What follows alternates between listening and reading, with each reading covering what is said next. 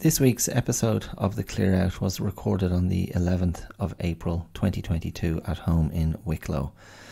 And it is predominantly a discussion of a book called The Four Agreements by Don Miguel Ruiz, a Mexican New Age spiritualist and thinker and positive psychologist who draws on ancient Toltec wisdom, which basically is old spiritual wisdom from old Mexican scholars and thinkers, and how they laid out a path for wellness and living well with oneself and living well in the world.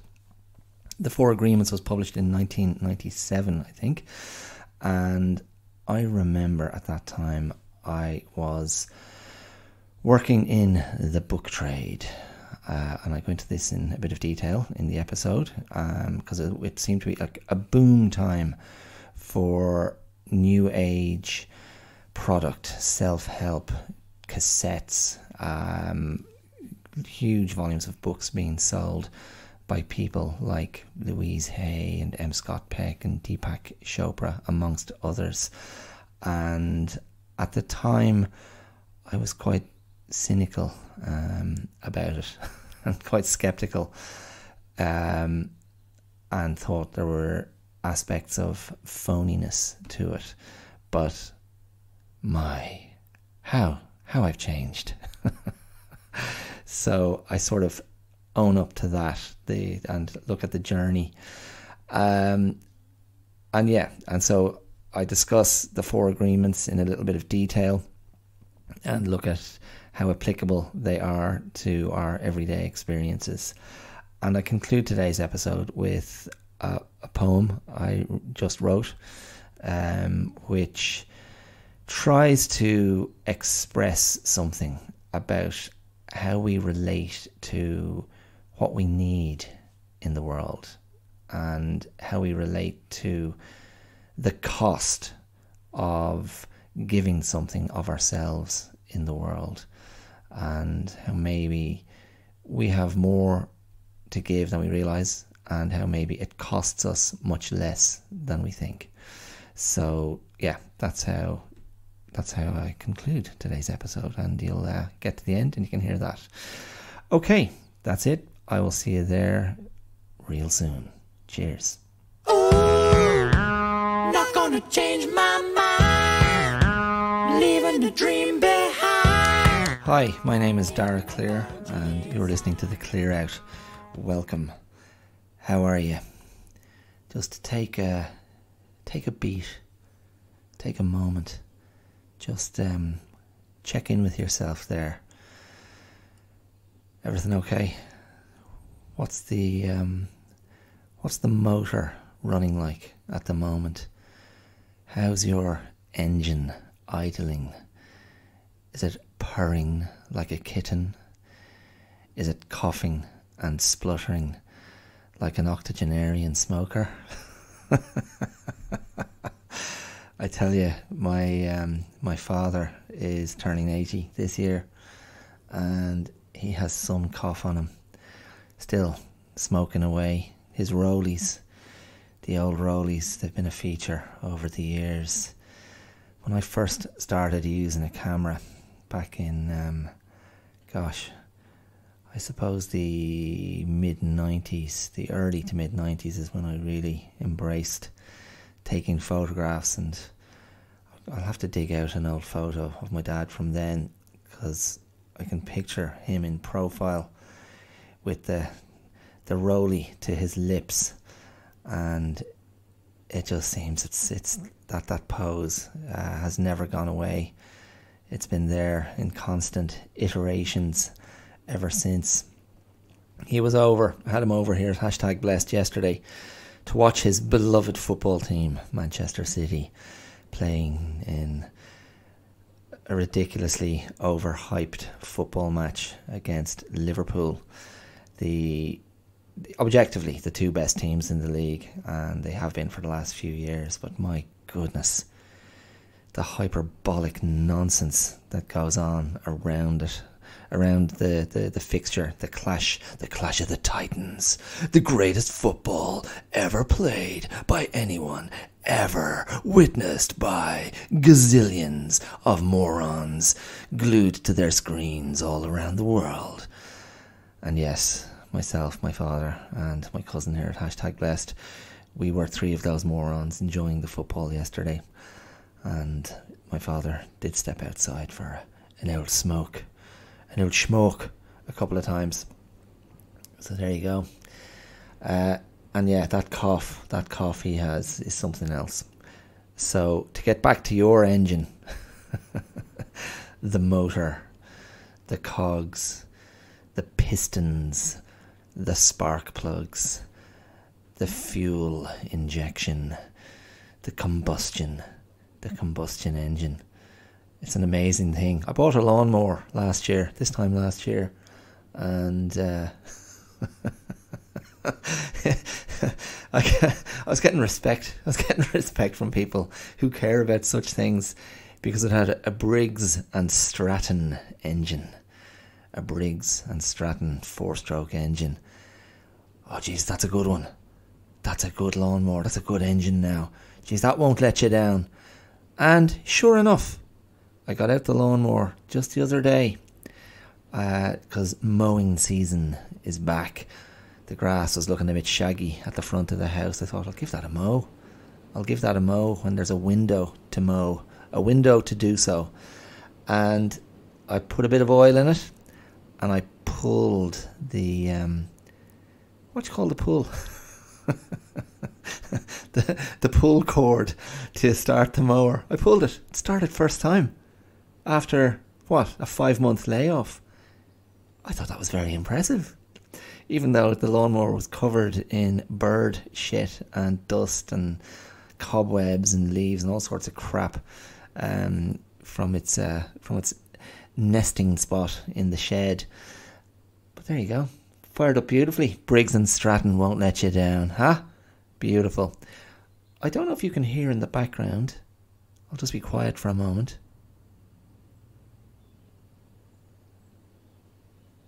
This is what's called dead air. Can you hear that rain in the background? Yeah, maybe. There was a beautiful bit of sunshine this morning, and the forecast was for rain all afternoon, and right on cue, a little bit early if anything, it has come. It just, in the last 40 minutes or so, it just got very dark overhead.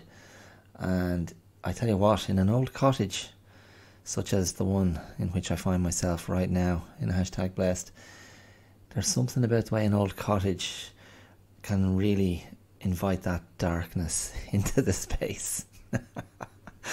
And it just felt dark everywhere. My God, I tell you what, it reminds me of my school days.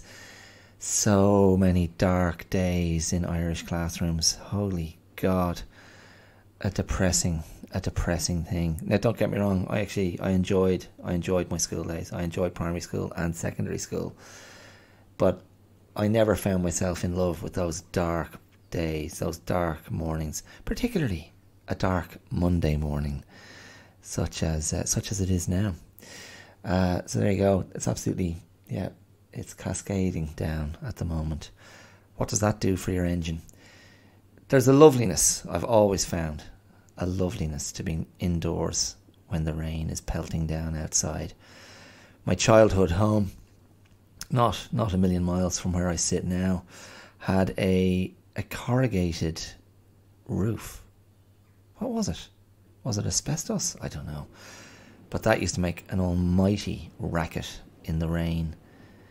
But it can be a really soothing experience, knowing that you're warm and cozy inside. I've got the heater on here beside me. I'm holding a mug of tea in my hand, which I may or may not finish. I'm going to take a quick sup now, excuse me. Yeah, it's already gone. It's already gone past that perfect state. Just that optimum heat has gone out of it, and it's just starting to stagnate. but it does feel nice. It feels nice in the love. Cup on tea in my love. It's love there for the non-Irish speakers out there. I know there's a few tuning in from overseas. Love is hand. So there you go. Anyway, okay, so now that you've checked in with yourself, you're ready to listen, and I don't know what you do when you listen. You might tell me, actually. I'd welcome that. You just bump me an old message there on social media, on my Facebook page, or on, well, maybe the Facebook page would be the most obvious. You don't really leave messages on Instagram, but you could underneath where I put up the notice for this, and you could say I do the housework when I listen, or I listen on my way into work, because I know one listener does. I know a friend in Australia was driving down the highway the other week and chose to listen to the Christmas episode. So she was listening to Christmas songs in March, and the Christmas story I wrote and recorded for the podcast, which she approved of highly. So thanks Joe Sparkles, keeping it real over in Melbourne, doing the do, teaching actors, aspiring actors, performance kids, and absolutely slaying it from what I can tell. So Joe, nice to know you're out there, nice to know you're listening, and thanks for sending the love. Always appreciated on the clear out. Always appreciated off the clear out also. Anyway, there you go. So yeah, I've got a tight little window here. My wife and daughter are out, but they will be back, and that will bring proceedings to an abrupt halt. If you were listening last week, you may remember we had the story of the dead bird, the dead. I thought it might have been a juvenile bullfinch, but we've subsequently decided it was a chaffinch, and my daughter named it Calvin, and it was buried in the garden. My daughter did a lovely little grave arrangement for it after we buried it, and I think I mentioned that my daughter decided to call the deceased bird Calvin after we were recalling a Calvin and Hobbes story in which I related last week. Basically, Calvin, the comic strip character, found a dying bird and tried to save it and failed to do so, and it was really an opportunity for Calvin to go on a journey of sort of his understanding or negotiation of grief and death. And coincidentally, that entire sequence, that entire story was put up on Instagram last week. There's a Calvin and Hobbes page I follow. Now, grand, and that's worth looking. It's really beautifully, beautifully sort of unfolded by the author Bill Watterson. But at the table that night when we were all talking about it, my daughter said it wasn't a bird, it was a raccoon.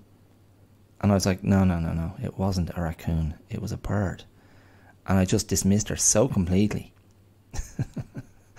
Now, I wasn't doing it in a nasty way, but I was just like being very sort of emphatic, like I had that memory locked in so tight. And when I stumbled across the story on Instagram this week, what do you think? Of course it was a bloody raccoon. And I was like, oh my God. Of course I felt very bad for having dismissed my daughter, and I felt senile and stupid, and it's like, and also just very aware of the fallibility of memory. And I was so utterly convinced, my memory, I was so stuck in my head, this idea of a little bird, which is quite a different energy, a different beast, and a different sort of physical form, and a different mass to a raccoon. And somehow in my memory the bird fit my emotional response to the story. But my daughter was right, and I did at the first opportunity, I was like, by the way, you were absolutely right, I got that so wrong. And my daughter was like, so she gave me a very fiery I told you so, I knew it, I read it more recently than you. I was right. And what could I do? I just had to take a big swallow of that humble pie and go, yep. And I'm very envious of my daughter's sharp little brain and her amazing hearing and her perfect eyesight and her flexible, bendable, pliable, effortless body, her joints that bounce for joy. Unlike mine, I had a heavy karate teaching day last week, and I was doing a bit of work as well, a bit of labouring, painting work, and oh man, my body was just crying for a couple of days.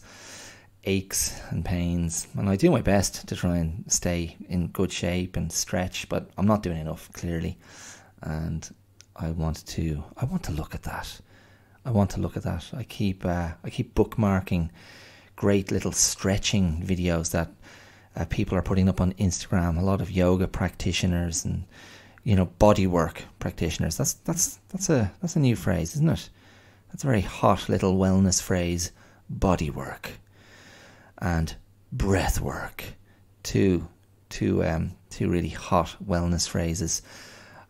You can tell by my tone of voice I get a bit cynical about stuff, but nonetheless, I am also a practitioner of body work and breath work via the martial arts, via karate and tai chi and qigong. Martial arts practices are all about body work and breath work, and most of them have a traditional martial arts anyway. Most of them have a component of meditation as well. The spiritual component is in there, and so if you really commit to true disciplined martial arts practice, it does try to cater to that holistic wellness approach within its systems. And I find when I teach Qigong or Tai Chi, I'm much more diligent in my practice of it as a teacher than I am when I'm doing my own practice. I sell it a bit short, but I do try to do it, regularly nonetheless. Anyway, there you go. So with that Calvin story, it's my daughter 1 and me 0. 1-0 to my daughter, 1-0 to the daughters.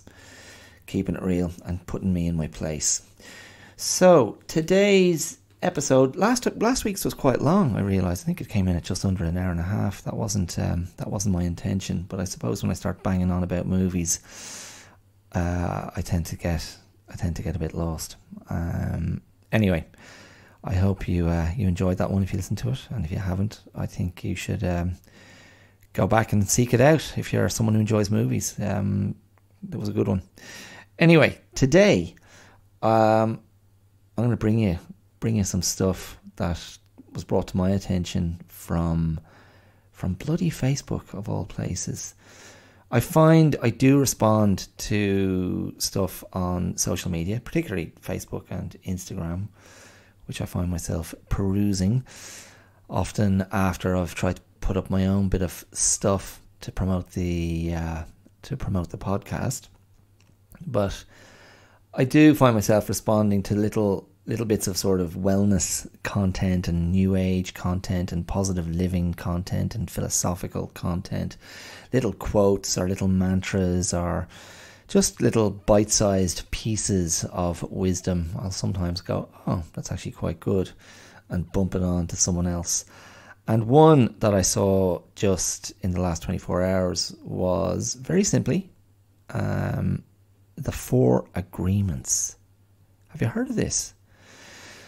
So basically, the 4 agreements is actually the name of a book by a Mexican new age, a new age sort of shaman, wise man, advocate, philosopher, spiritualist, and his name is Don Miguel Ruiz.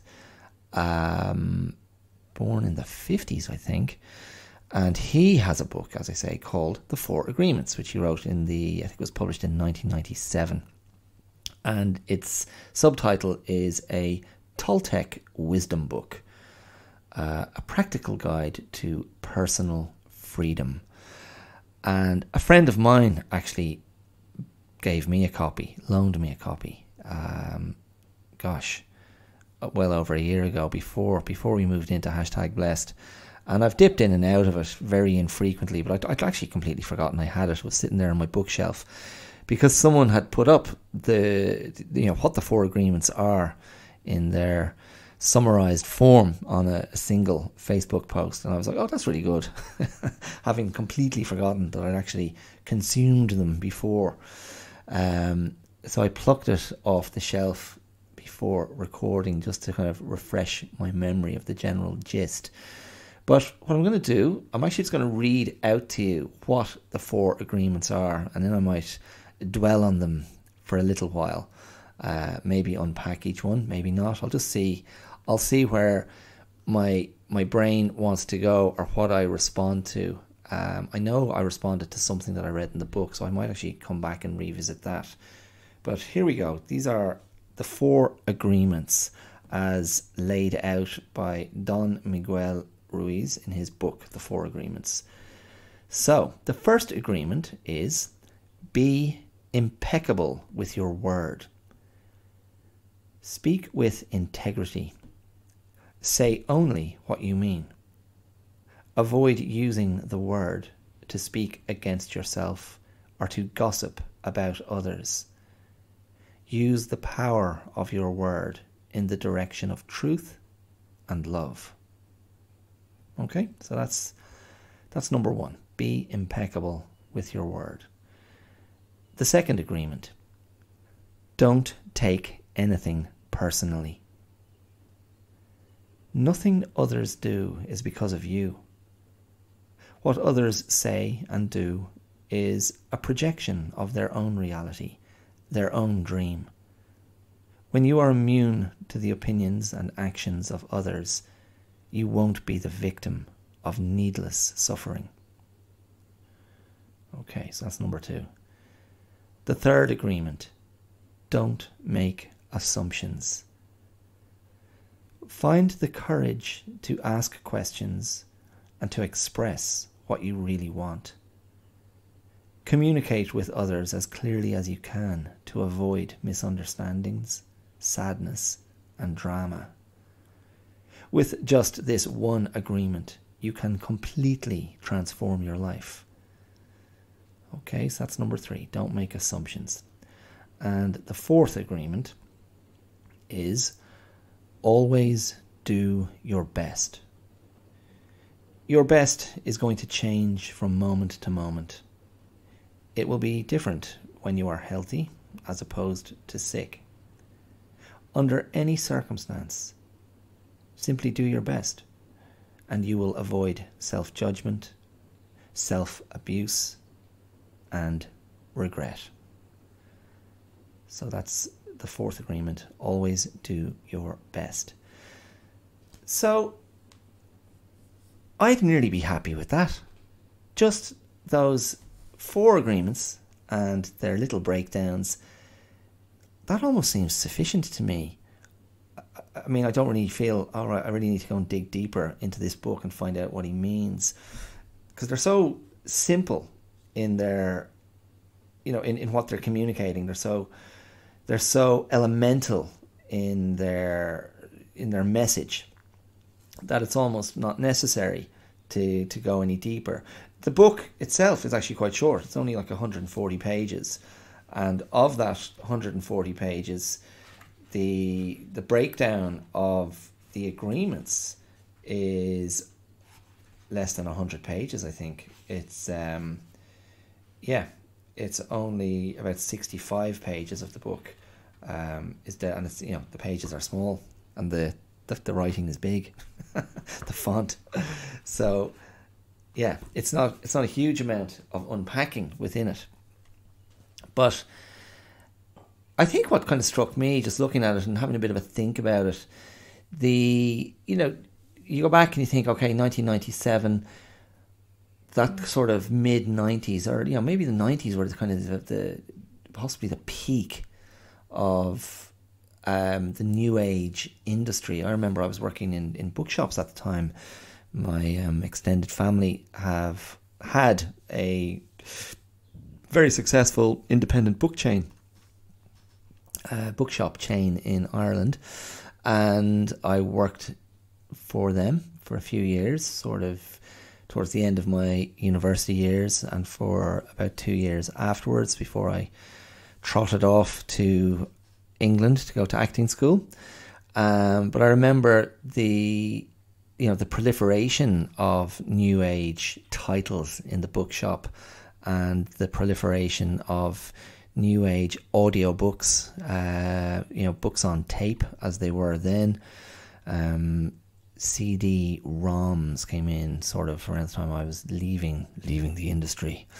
But people like Louise L. Hay, or just Louise Hay? There was a lot of kind of initials. M. Scott Peck, Deepak Chopra was in there, obviously. Paulo Coelho, the author of The Alchemist, Carlos Castaneda. There are others. There were many others as well, but they were definitely some of the most popular. And I don't know. I mean, I guess a lot of these writers, thinkers, positive living advocates, speakers, mentors, I suppose they were forming their ideas through the previous decades, maybe coming up through the kind of 70s and the 80s, maybe part of a sort of a countercultural movement, a rejection of very formalized, rigid Western theism, perhaps. And I remember then, basically, I was quite dismissive as a very young guy. I was only in my early 20s, and I was kind of bemused, and as I say, quite I just thought, okay, yeah, whatever. It seemed to be enormously popular with, as I saw it, predominantly middle-aged women were hugely the target audience, or the target demographic for the material. And there were these big kind of seminars and conferences, and I just thought, gosh, is it all a bit of a racket, preying on people's unhappiness, or their insecurity, or their instability, or their desire for love, their desire to be seen, their desire to be heard, their desire to be validated. And here I am, all those years later. What are we talking? Are we talking 30 years later, maybe? Thereabouts, maybe a little bit less than that. And I'd be far less cynical about it now. I think, who else would fall into this bracket? Eckhart Tolle? Is it Tolle or Toll? Yeah, anyway. Like these people, they're fundamentally, I feel like they're just fundamentally advocating very straightforward concepts of self-care and personal wellness and personal validation. And they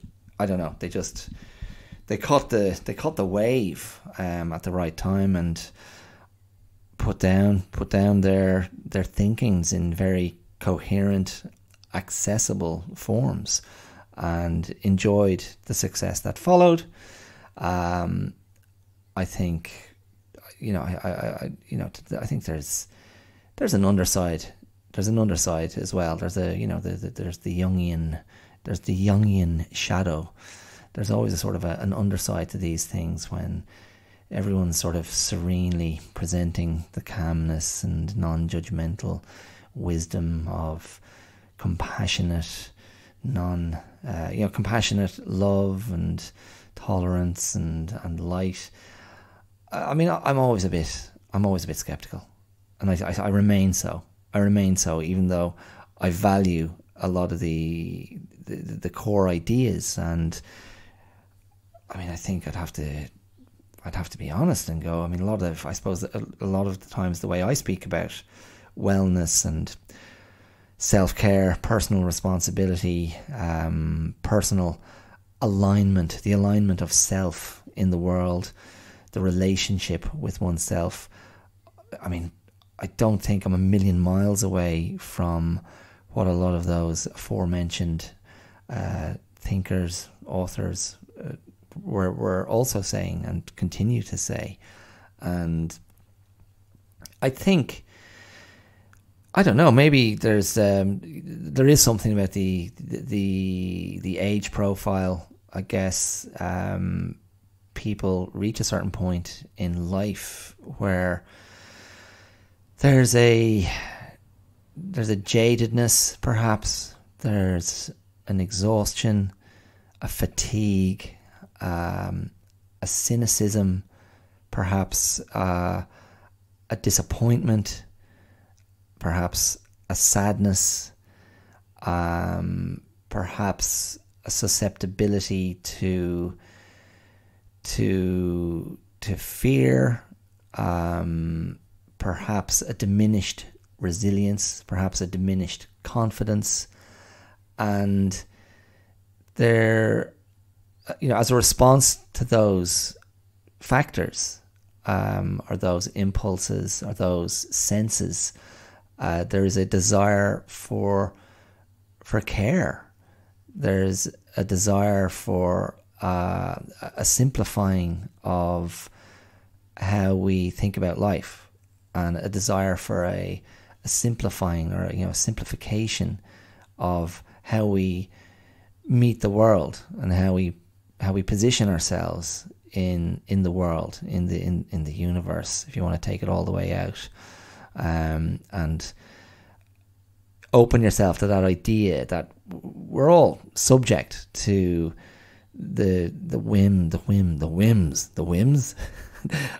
away, to the whims. I'll do the breath, the the sounded WH that's so favoured by Irish people. The whims. When will I see you again? Where have you been all my life? What? And I'll add on that wet T at the end. What are you talking about? This is what non-Irish speakers hear, non-Irish people hear in the Irish accent, and that's what they latch on to. That's why we hear so many dodgy Irish accents by non-Irish people. People latch on to the bigger sounds, where the cadence, or the emphasis, or the consonant, the consonant habits and the vowel habits are most pronounced, and that's what people hear, and that's what they throw back at you. So that's why you get, ho, how are you now, and how's it going, and isn't this how all Irish people sound? I used to hear that a lot in Australia.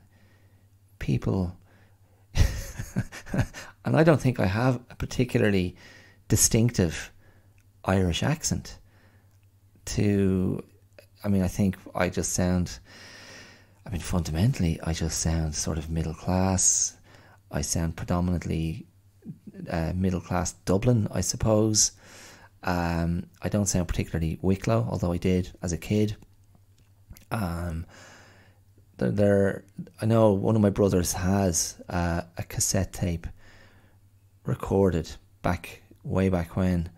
I'm thinking when I was maybe 7 or 8, and not only did I speak with a very strong Wicklow accent, but I also spoke as if I'd just inhaled 27 helium balloons, and followed those with a fistful of amphetamines. So it was a high-pitched Wicklow accent delivered at speed. So yeah, that seems to be a treasured possession of my brother's. well done. Well done for keeping that tape safe all these years. In any case, I was referring to the whims and caprices of the universe, the great universal energy, the energy that we all give off, the energy of life, the energy of the exchange, the hustle and bustle, our inability to press the pause button, our inability to stop the world turning, our inability to have any control whatsoever over anyone ever at any time, except maybe your child. That's the great experiment. Can I actually control this person? Why would I want to? What is that desire to control somebody else? It is an exercise in futility. It is an exercise in ego. It is an exercise in frustration, in madness, in self-harm, ultimately. And nothing will challenge your commitment to acceptance. Nothing will challenge your sense of your sense of tolerance, your sense of yourself as someone who is able to go with the flow, who yeah, I mean, nothing will challenge that, like having a small child in the house who has a gloriously independent mind, and is full of will and fire and determination and attitude. I am, of course, referring to my daughter, and she is a cherished being in my heart. And we fight, and I often think this has got nothing to do with her. This is all about me being stubborn and cranky and irritable and intolerant, and not just sometimes not allowing her to be herself, which is criminal, for God's sake. It's just a disgrace. But sometimes it just is what it is, and you're just like, I can't. I've no more space in my head. I've no more space in my brain at the moment to admit entry to this relentless being, this relentless personality that, yeah, I don't know. I find myself just going, here, stop. Just let go of this illusion of control and the idea of laying down a boundary. Look, there are times when, like, don't get me wrong, there are times when there are appropriate boundaries, there are appropriate sanctions, there are appropriate full stops, but there are times when it's not appropriate. It's, there's another path that is actually a more harmonious path, and it is about letting go. On my part, it's about letting go of the desire for control, and maybe just letting life as it is contained, life as it is, like life as I see it in the vessel of my daughter, allowing that life to wash over me, rather than trying to stop the tide, rather than trying to stop the tidal wave like some biblical prophet. So anyway, I don't know where I was going with that. This is coming from the Four Agreements, and the Four Agreements as being, I think, in many ways very typical of the type of literature, the type of kind of core texts of New Age thinking, of positive living, the sort of positive psychology package as presented in that New Age spiritualism, the softly, gently, love yourself model. I mean, that's really what it is, isn't it? I mean, ultimately, I think all of it just comes back to that one core concept of loving oneself and valuing oneself. And there's a journey. There's a journey to get there. But it's interesting as well, isn't it? I mean, it's interesting if you put that idea in contrast with the more formal theism as laid out in Christianity and Judaism and Islam, which are more love your God. Now, the New Age spiritualists would present the idea more that, you know, love and light are expressions of godliness, and love and light are in us all, and love and light are everywhere, and God is everywhere. And it's not necessarily God as a monotheistic idea, but perhaps more pantheistic. You know, God as an idea of positive, affirmative, loving life being extant in everything, and being all around us and within others at all times, should we choose to see it and understand it that way. I still struggle with that, to be honest. I mean, I'm probably too conditioned by language, too conditioned by the whole God the Father idea, and I'm not literate enough in polytheism. I'm not literate enough in even the old sort of paganistic god structures of my own country, my own culture, old Irish gods.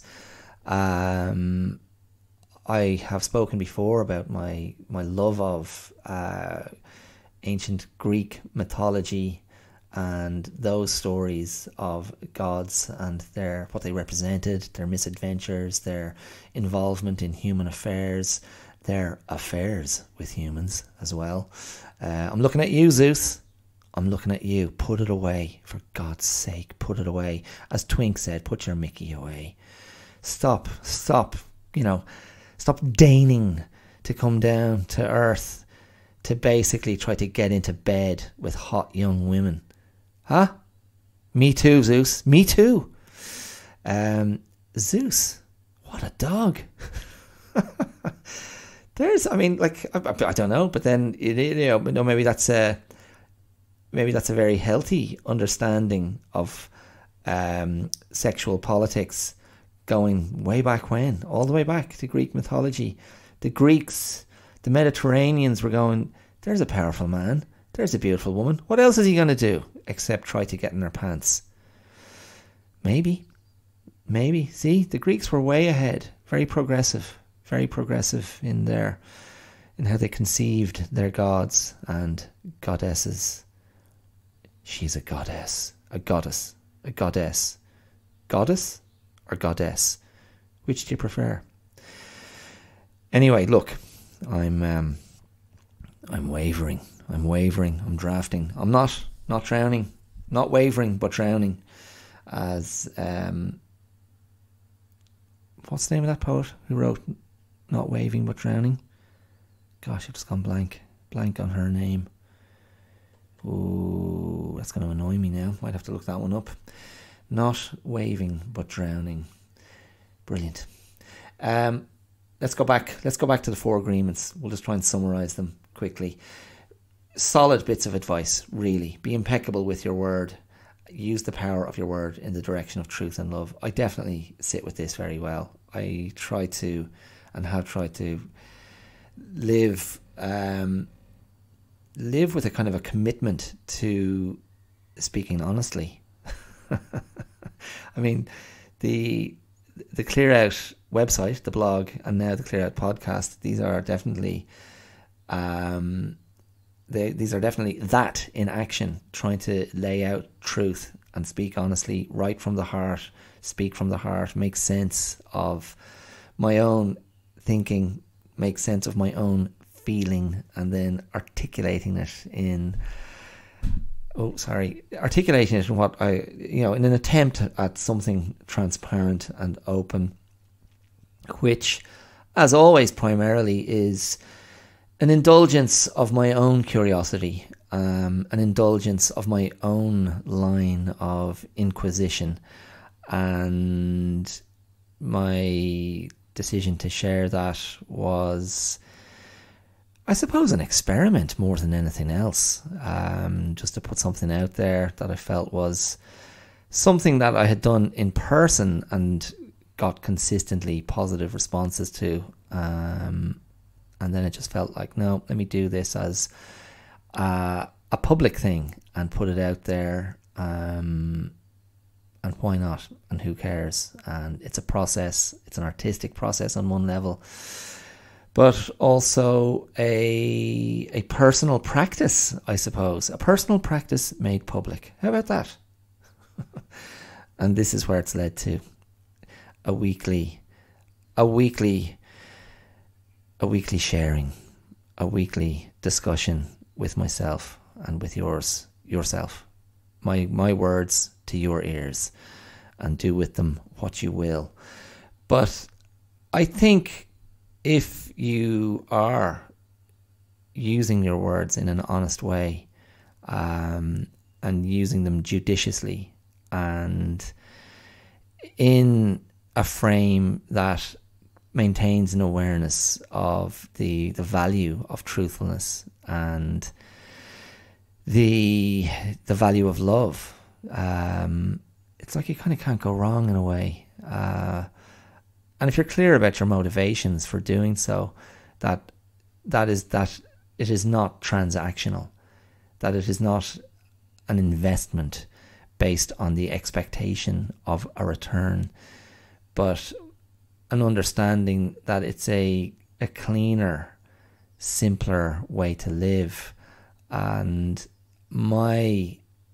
I've spoken about this before. I sort of had epiphany sounds a bit, grandiose and self-serving, but an epiphany is what it was, okay? I might not have been going to Damascus, but it was an epiphany. And at a very young age, my early 20s, I sort of understood if I could live a sort of a truthfulness in my behaviour and in how I communicated with those I cared about particularly, that it would simplify the path forward, because I wouldn't be looking over my shoulder for the damage I'd done behind me. I think that was really the way I thought about it and continue to think about it. And it's not always easy. It's not always easy. And it's particularly not easy when you find yourself in conflict with people you care about. It's much more difficult to lean into the vulnerability of being honest and being open, because there's fear. There's fear of judgment, I suppose. There's fear of being hurt.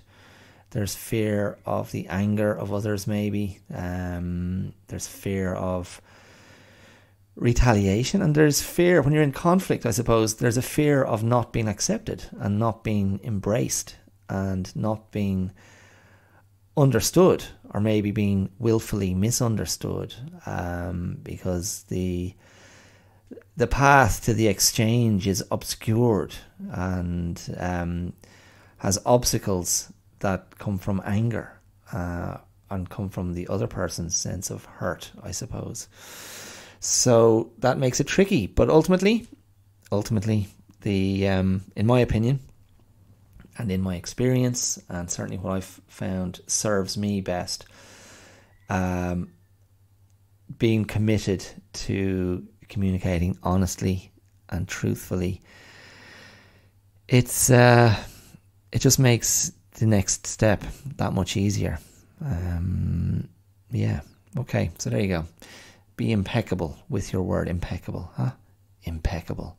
Impeccably said. I think you're a dick. Oh, that was impeccably said. Thank you so much.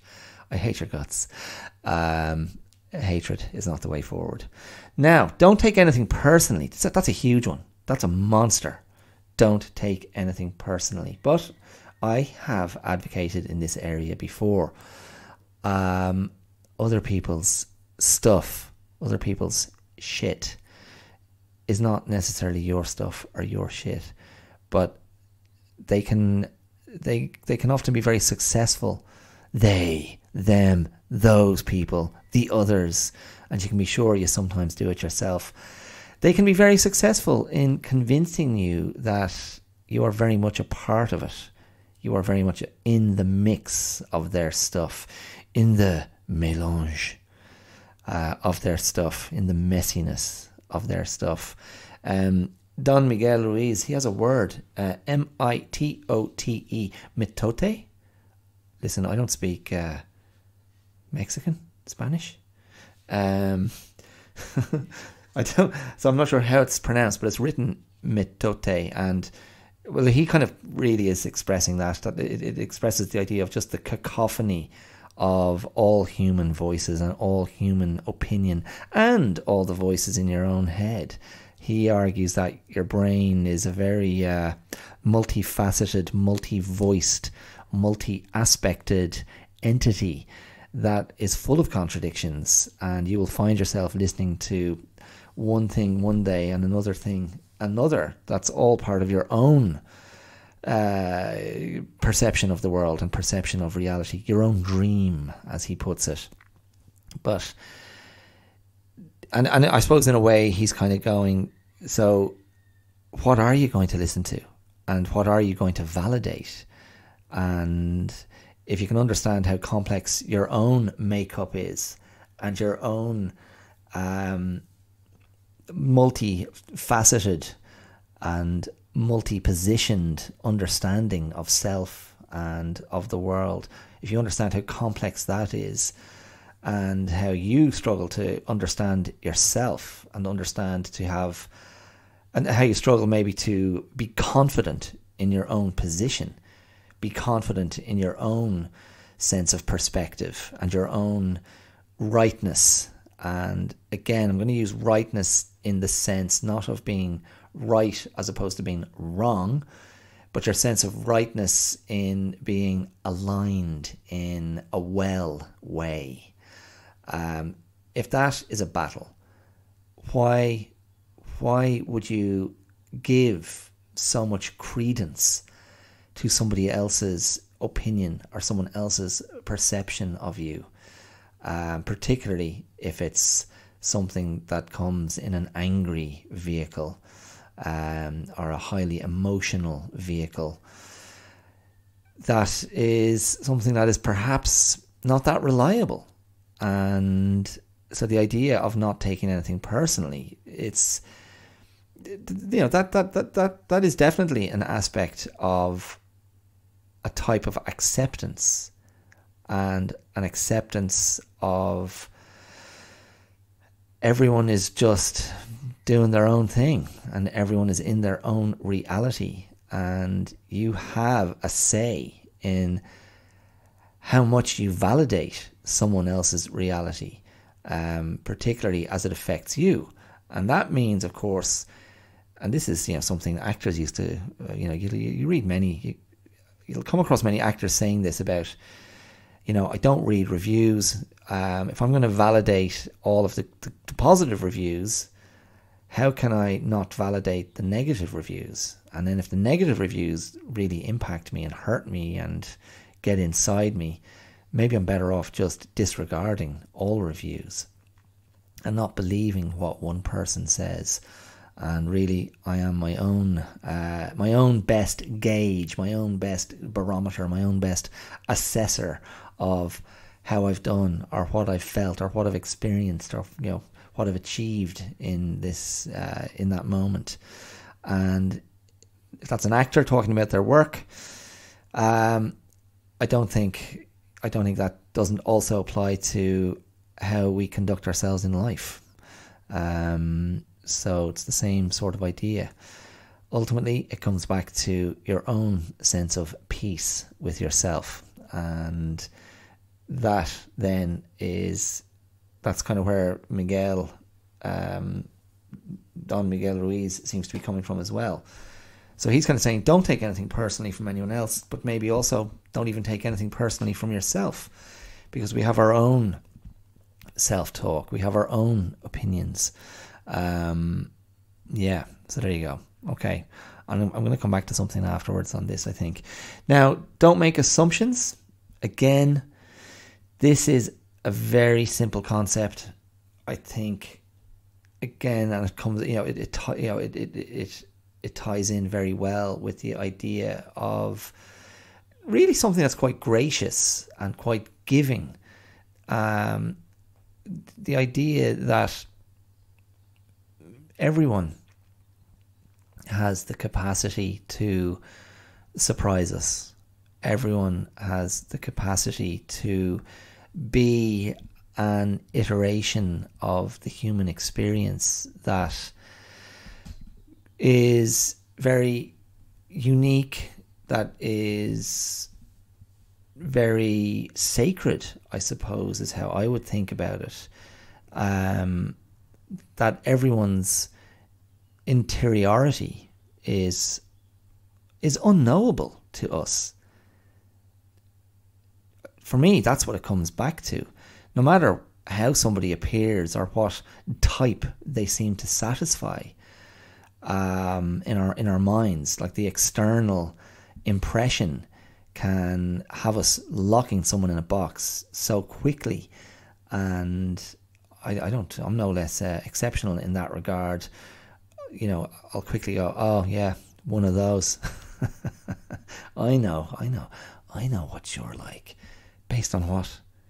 Based on your body type, based on the shirt you're wearing, based on the team you support, based on, whatever, a million different things, a million different outward signifiers of what? Of mental state, signifiers of class, signifiers of political position, signifiers of faith, signifiers of lifestyle. And you rush in with an assumption of knowledge. It's the most arrogant thing in the world, isn't it? Who the hell do you know, really? Like, when it comes down to it, like even within your relationship, your partner, how can you ever really know? I don't think you can. So it's such a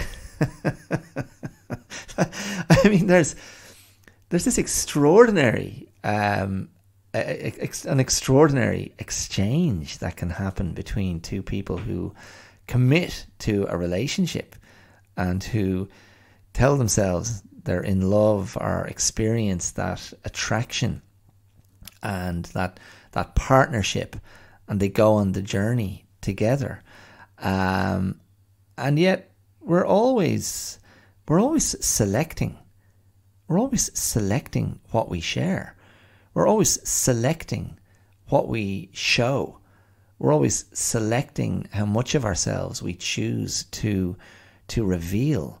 And there's a huge scale, to that exchange in terms of, how much or how little, and at different times where that is.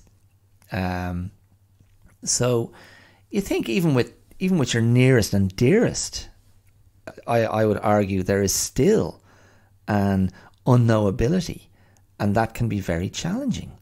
That can be challenging, like, especially I think when we're insecure and when we're unstable in ourselves, no matter, whenever that is in our lives. I think that there's a direct correlation between that and our desire for control. The desire for control it's a desire for safety. Ultimately, it's a desire to, as I said earlier, it's a desire to stop the world in a way, to fix it in its place, which is, if to hear me say it, like, it's a completely illogical notion, and very I don't know. There's a hubris, or there's a profound misunderstanding in that of how the world works and how people work. And I suppose at its darkest end, it's truly terrifying if you're talking about abusive relationships.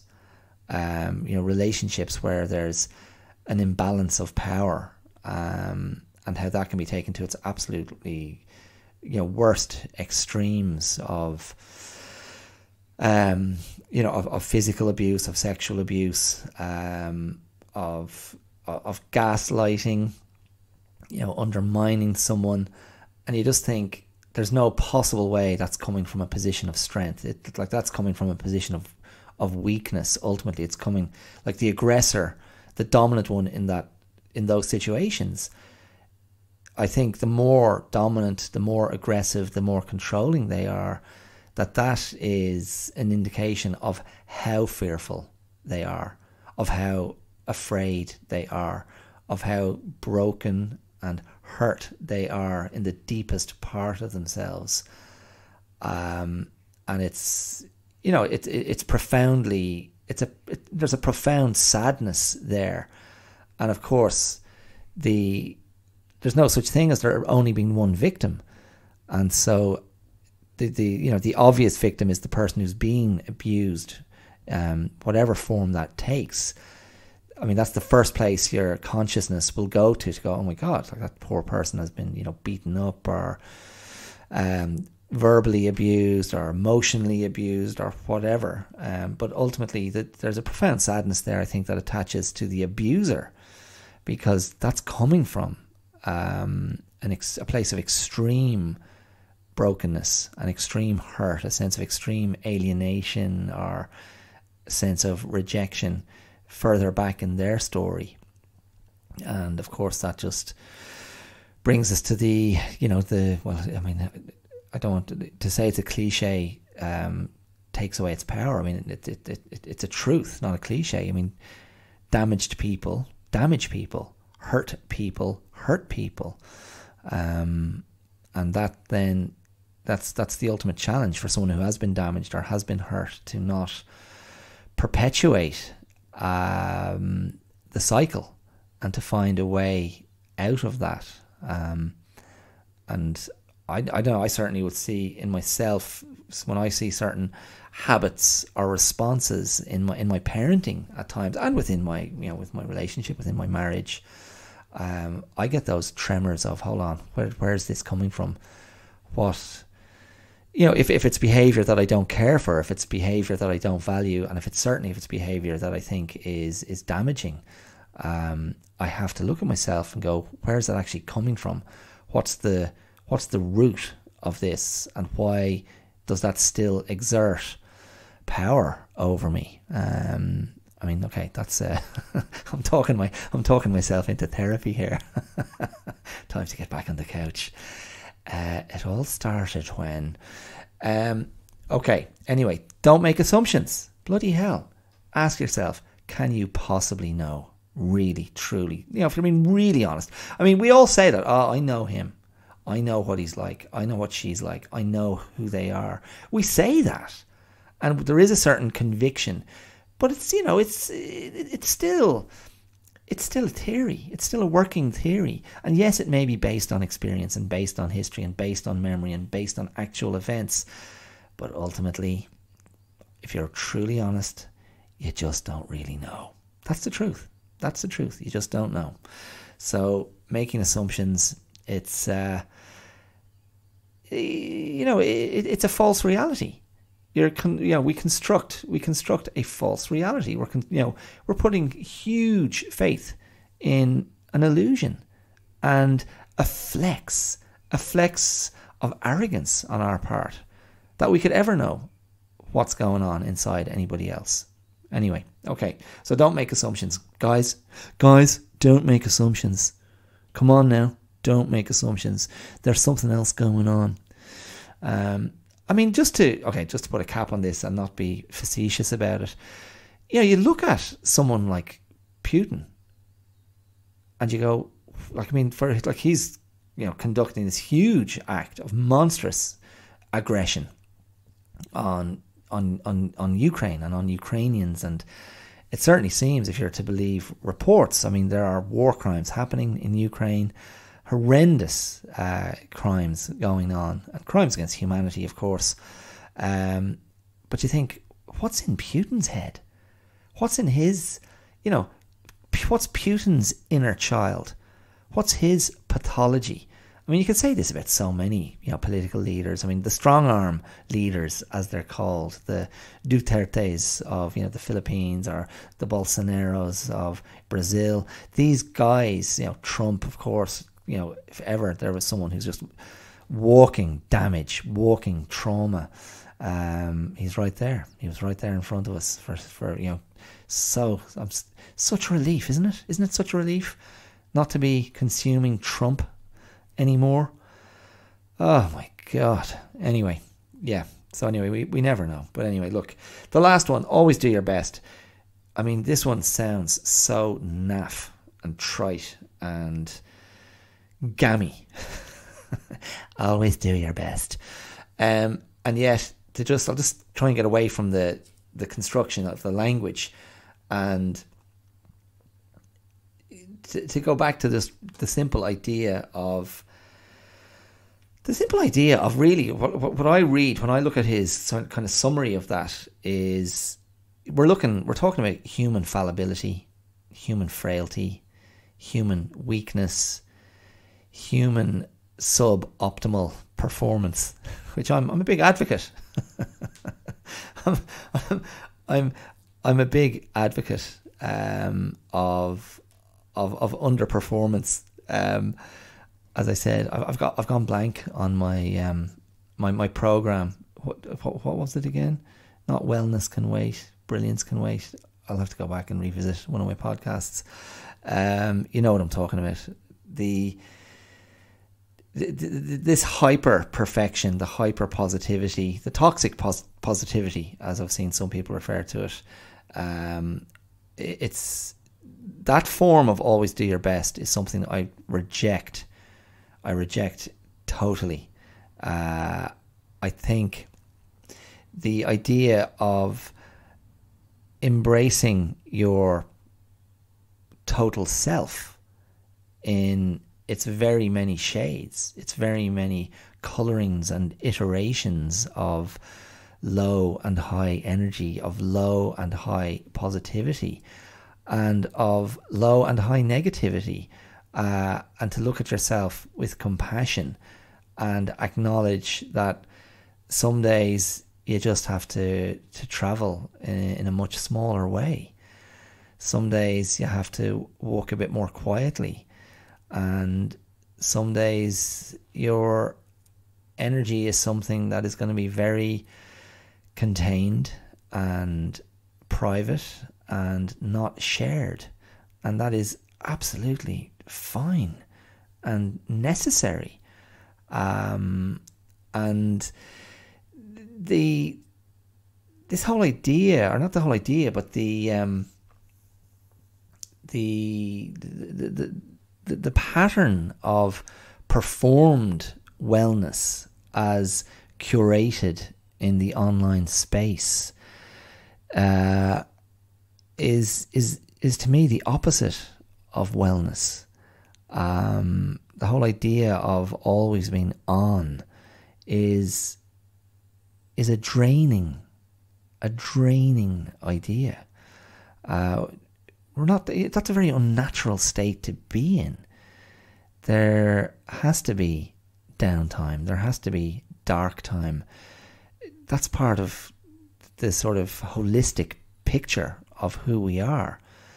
There's no balance in pushing hard into hyper wellness and hyper performed positivity at all times. I just want to ask you to shut up and go away and be still and stop performing, and sit with yourself and sit with the broken parts of yourself and the wound, and be okay with that, and just let it be something quiet and gentle and discreet. And I think that's doing your best. And that's, as I understand, that's what Don Miguel is talking about as well. And I actually loved what he said there.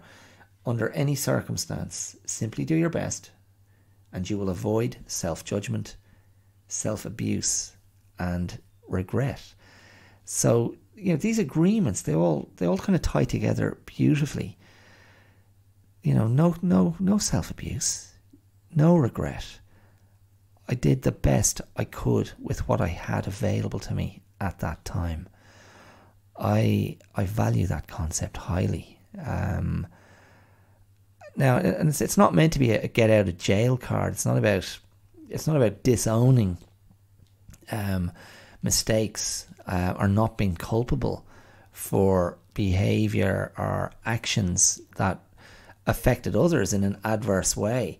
You don't go, well, look, that was the best I could do at the time. I didn't mean to be so horrible to you, or that was all I had available to me at that time. That's don't go down that road, lads. Come on, don't be disingenuous about it. Proceed with care. That's a simple idea, isn't it? If there are others around, I think it's a nicer path to walk when you're proceeding with care. It's not about being tentative, but it's about being aware, and aware and compassionate, and thoughtful. And you can still hold your own space. You can still be who you are. But there's nothing wrong. There's nothing negative, I think, in being a bit careful. And again, in a very, very positive, empowered sense of that word, careful and thoughtful. And I think, when I think of some of my less ideal interactions with my daughter, I think, geez, I could definitely be a bit more careful and a bit more thoughtful at times. And I'm just blessed.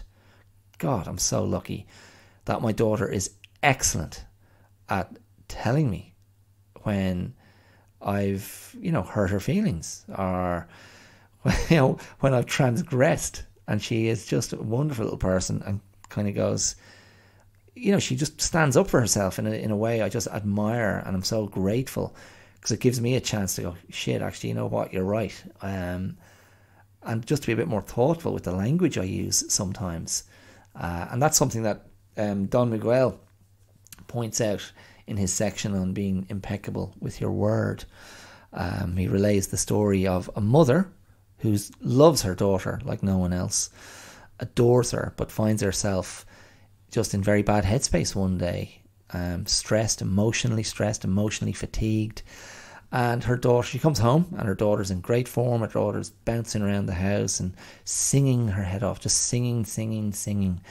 And the mother just snaps at her and says, "You got such an ugly voice. Be quiet." And the daughter takes that forward into life and makes an agreement. This is how he puts it in the book. Makes an agreement with herself not to sing, and refuses to be prevailed upon to sing ever again. And internalizes that emotion, is that I shouldn't be heard. And it's a very, it's a classic, isn't it? It's a classic example of shaming, of shaming a child. I've spoken about that before, and the idea of shaming parenting. It's a very powerful thing. And when I catch myself at times and realise that I've strayed into that territory, if I'm just being irritable or cranky and shutting my daughter down, I just go, no, stop. Because that's shaming territory.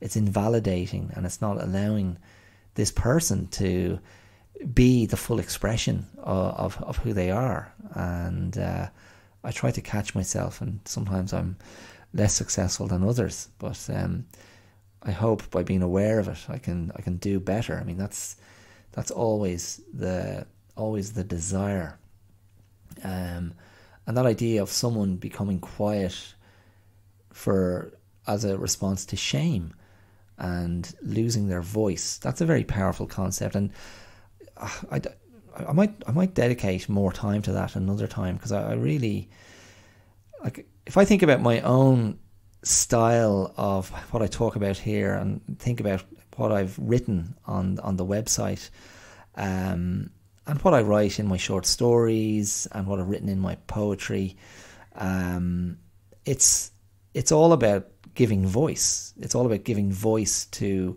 my own experience and my own perceptions, my own journey. And I really believe in the primacy of expression and expressing oneself honestly, and taking that time to think, to reflect, and to put something out there that is cogent and graspable, because I find that valuable for myself. And yeah, that's a road I want to travel. So that's what all of this is. That's what I do here, and that's what I'll continue to do, and that's what I'll continue to encourage others to do. And on that, I'm going to finish today with a poem that I just recently wrote. I just wrote it over the weekend. It had been cooking for a while, and I put it up on the clearout.com just last night. But I'm going to read it for you here. And then if you want to read it yourself, you can go and find it on the website, okay? So this is called A Lesson from the Winter Solstice at Newgrange. Like the darkness inside the Neolithic tomb, the misapprehension is profound. The star that lights this room knows nothing of our needs, of our constructs. It has no sense of its power, of how much we crave and depend on its warmth and illumination. It does not know that we have always been sun worshippers, and are still. Fall backwards in time 1,000 years, and then do it again 4 times more, and still it is not enough to see the forming of the stones that lie here still. The magic of this place casts a spell. It is a vortex that draws us to its prehistoric song. Its mystery invades us and erases us from time. And on the day we are furthest from the source, the dial moves a single click, and this lithic chamber of deathless dark is consumed by light. Does the star burn any less bright in that moment? Is its power any less? The ancients roll their eyes like stones over a hill. We don't need all the light. We only need a little.